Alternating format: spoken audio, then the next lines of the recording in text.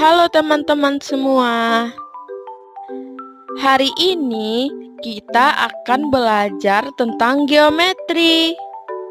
Apakah teman-teman tahu apa itu geometri? Di kehidupan sehari-hari, sering kita mendengar titik, garis, dan bidang. Terlebih lagi di pelajaran geometri di sekolah, terutama pada mata pelajaran matematika. Coba perhatikan benda-benda yang ada di kelasmu.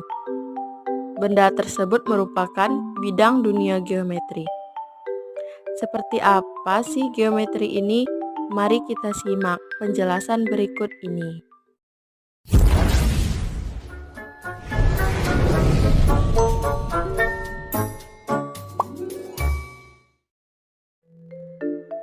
Geometri merupakan salah satu cabang matematika yang mempelajari tentang titik, garis bidang, dan benda-benda ruang serta sifatnya, ukuran, dan hubungan antara satu dengan yang lain. Titik merupakan bagian terkecil dari objek geometri yang tidak memiliki ukuran tertentu, baik panjang, lebar, dan tebalnya. Penamaan titik menggunakan huruf kapital seperti titik A, titik B, titik C, dan sebagainya. Kedudukan titik terbagi menjadi dua, yaitu titik terletak pada garis dan titik tidak terletak pada garis. Misalnya, pada sebuah balok terdapat titik M yang terletak pada garis EF dan titik H tidak terletak pada garis EF. Kedudukan titik terhadap bidang. Sebuah titik dikatakan terletak pada bidang jika titik tersebut dilalui oleh bidang. Misalkan, ada sebuah bidang di mana titik D terletak dalam bidang ABCD. Lalu, sebuah titik dikatakan terletak di luar bidang jika titik tersebut tidak dapat dilalui oleh bidang. Misalnya, di sebuah bidang di mana titik H terletak pada bidang ABCD. Merupakan himpunan atau kumpulan titik-titik yang mempunyai ukuran panjang antara satu garis dengan yang lainnya, juga mempunyai kedudukan lainnya. Yang pertama, dua garis yang saling berpotongan dikatakan berpotongan jika kedua garis terletak pada sebuah bidang dan memiliki sebuah titik persekutuan atau titik potong. Misalnya, garis AB berpotongan dengan garis YD dan saling memotong di titik D. Yang kedua, dua garis sejajar jika dua garis terletak pada sebuah bidang dan tidak memiliki titik perpotongan. Misalnya, titik AB sejajar dengan KL dan tidak satupun titik saling memotong atau persekutuan. Dua garis bersilang. Hal ini terjadi jika tidak saling berpotongan, tidak saling sejajar, dan tidak terletak pada satu bidang. Misalnya, garis PQ bersilangan dengan garis MN. Lalu, bagaimana kedudukan garis pada bidang? Kedudukan garis terhadap bidang dapat dibedakan menjadi tiga, yaitu garis terletak pada bidang, garis sejajar bidang, dan garis memotong atau menembus bidang. Sebuah garis dikatakan terletak pada bidang jika setiap titik pada garis tersebut juga terletak pada bidang. Misalnya, pada sebuah bidang terdapat garis A dan B yang berada pada bidang G. Sedangkan garis dikatakan sejajar bidang jika garis dan bidang tidak satupun memiliki titik persekutuan. Misalnya, ada garis G yang sejajar dengan bidang A. Lalu, sebuah garis dikatakan memotong atau menembus bidang jika garis bidang mempunyai satu titik persekutuan yang dinamakan titik potong. Misalnya, garis G menembus bidang A. Dalam ilmu geometri matematika, Garis merupakan himpunan atau kumpulan titik-titik yang mempunyai ukuran panjang antara satu garis dengan garis lainnya, juga punya kedudukan. Ada 4 macam kedudukan garis terhadap garis lainnya, di antaranya: pertama, 2 garis saling berpotongan, artinya apabila keduanya terletak pada satu bidang dan satu titik persekutuan. Contohnya, pada sebuah balok terdapat garis AB yang berpotongan dengan garis BC di titik B. 2 garis sejajar, artinya keduanya terletak pada satu bidang dan tak memiliki satu titik persekutuan. Misalnya, garis AB sejajar dengan garis CD. 2 garis saling berhimpit, artinya apabila keduanya terletak pada satu bidang dan memiliki lebih dari satu titik persekutuan. Misalnya, garis AP berhimpit dengan garis PB. 2 garis saling bersilangan, artinya apabila keduanya tidak terletak pada satu bidang dan tidak memiliki satu titik persekutuan. Misalnya, pada sebuah balok terdapat garis FH bersilangan dengan BF. Kedudukan garis pada bidang. Ada 3 macam kedudukan garis pada bidang, yaitu: 1. Garis yang sejajar bidang. 2. Garis yang berhimpit bidang. 3. Garis yang memotong bidang. Garis yang sejajar bidang artinya tidak memiliki titik persekutuan atau titik perpotongan. Contohnya, garis FH sejajar dengan bidang ABCD. Garis yang berhimpit pada bidang artinya memiliki lebih dari satu titik persekutuan. Contohnya, garis BD berhimpit dengan bidang ABCD. Garis yang memotong bidang artinya apabila memiliki satu titik persekutuan. Contohnya, garis HB berpotongan dengan bidang ABCD. Setelah mengetahui kedudukan titik dan garis, selanjutnya kita akan membahas cara menghitung jarak antara titik dengan titik, garis, dan bidang. Yang pertama, kita akan membahas jarak antara 2 titik, yaitu panjang ruas garis yang menghubungkan kedua titik tersebut. Misalkan, ada titik A dan ada titik B. Jika kita hubungkan titik A dengan titik B, ini akan membentuk suatu garis. Nah, garis titik A dan B inilah yang dinamakan jarak antara 2 titik. Ada satu hal yang harus diingat untuk menjawab soal jarak antara 2 titik, yaitu teorema Pythagoras. Misalkan, suatu segitiga siku-siku. Nah, di sini ada segitiga siku-siku ABC. Jika ditanya sisi AC, itu kita bisa menggunakan rumus akar dari AB pangkat 2 ditambah BC pangkat 2.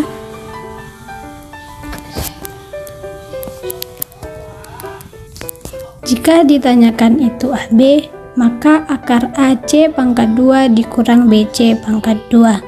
Dan jika yang ditanyakan itu sisi BC, sama dengan akar AC pangkat 2 dikurang AB pangkat 2. Langsung saja kita ke contoh. Diketahui kubus ABCD EFGH dengan panjang AB adalah A. Tentukan jarak titik A ke titik C. Jadi, ada garis penghubung antara titik A ke titik C. Karena terhubung garis dari titik A ke C, terbentuklah sebuah segitiga pada bidang tersebut. Kalau kita keluarkan gambarnya, akan berbentuk seperti ini, di mana siku-sikunya berada pada titik B. pada soal ditanya jarak titik A ke titik C, dan kita sudah tahu bahwa dalam rumus Pythagoras tadi AC sama dengan akar AB pangkat 2 ditambah BC pangkat 2. Pada soal pun sudah diketahui panjang rusuk AB adalah A, berarti semua rusuk akan bernilai A karena panjang sisi pada kubus sama besar.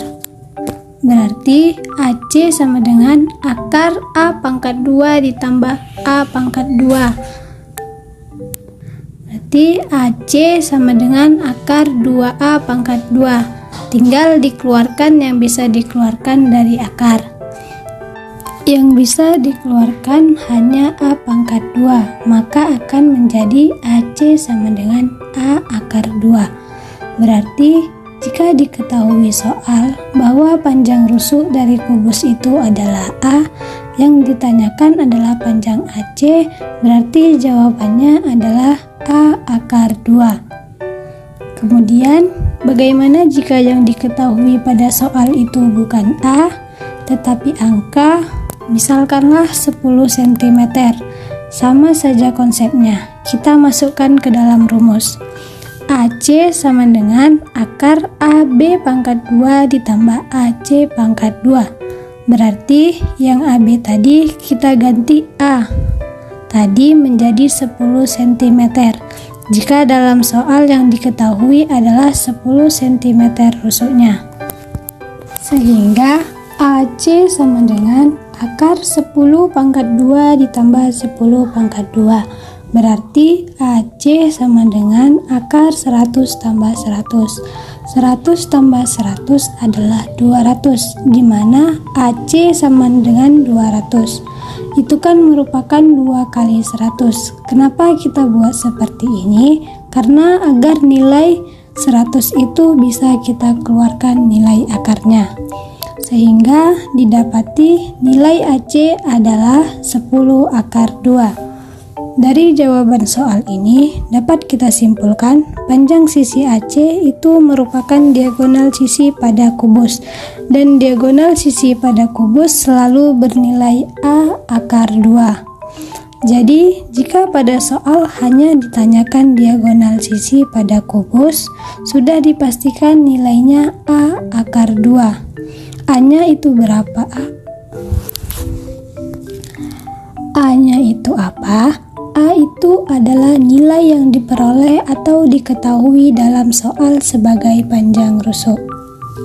Selanjutnya contoh soal yang kedua, di mana diketahui kubus ABCD EFGH dengan panjang AB adalah A. Tentukanlah jarak titik A ke titik G. Jika kita hubungkan titik A dengan titik G, maka akan terbentuk suatu garis. Agar kita mendapati nilai A ke G, kita perlu membuat garis bantu A ke C. Mengapa harus A ke C? Agar terbentuk sebuah segitiga siku-siku. Nah, mana segitiga siku-siku itu? Segitiga siku-sikunya adalah yang ini. Jika kita keluarkan gambarnya, maka akan berbentuk seperti ini. Siku-siku tepat di titik C. Karena pada soal ditanya jarak titik A ke G, langsung saja masukkan ke dalam rumus. Berarti AG sama dengan akar AC tambah CG pangkat 2. Karena dalam soal dikasih tahu panjang AB adalah A, berarti panjang AC itu adalah A akar 2. Kenapa A akar 2? Karena AC merupakan diagonal sisi. Masih ingat kan contoh soal tadi? Kalau diagonal sisi selalu akar 2. Tinggal kita masukkan ke dalam rumus. Berarti A akar 2 kuadrat ditambah A pangkat 2. Jadi kita kalikan saja. 2A kuadrat ditambah A kuadrat itu akan menjadi 3A kuadrat. Kalau kita keluarkan akarnya, itu akan menjadi A akar 3. Lalu, bagaimanakah jika yang diketahui panjang rusuknya itu berbentuk angka? Berarti seperti apa jadinya?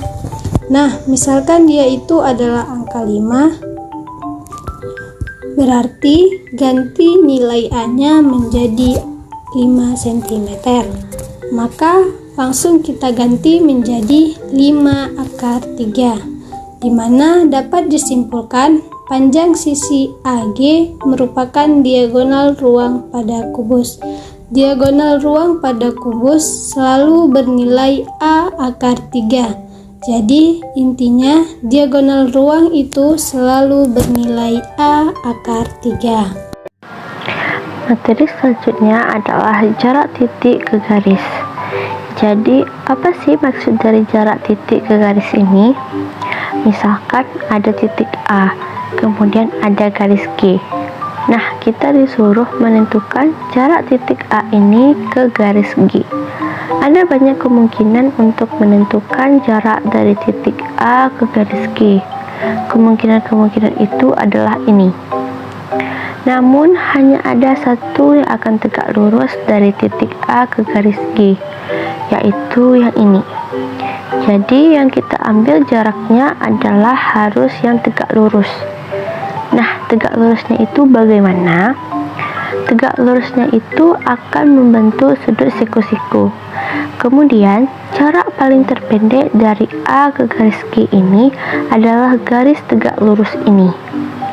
Jadi, dapat disimpulkan bahwa jarak titik ke garis itu adalah lintasan terpendek dari titik ke garis yang saling tegak lurus. Sebelum kita membahas soal-soal dari jarak ke garis, alangkah baiknya kita mengingat kembali rumus dari luas segitiga. Masih ingat kan rumus dari luas segitiga?